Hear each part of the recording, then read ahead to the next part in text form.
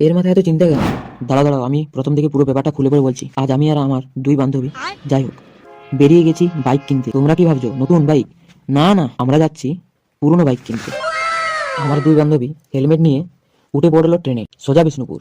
এইখানে বাইকগুলো দেখে পছন্দ হলো না, তারপর চলে গেলাম আবার সাতনা। যাবার পথে দেখো দুই বান্ধবী কি করছে। সাতনা গিয়ে একটু কিপটামি করে 100 টাকার দিলাম তেলটি ভরে, তারপর চলে গেলাম একদম জটিরা। না, এখানেও বাইক পছন্দ হলো না। তারপর দুই বান্ধবী আর আমি মিলে চলে গেলাম বাঁকুড়া। বাঁকুড়া এসে পছন্দ হলো একটা বাইক, এইটা।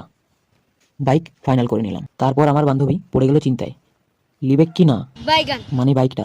তারপরে আবার কি দিল একদম 55,000 টাকার ধাক্কা। না না, আমার নয়, বান্ধবীর।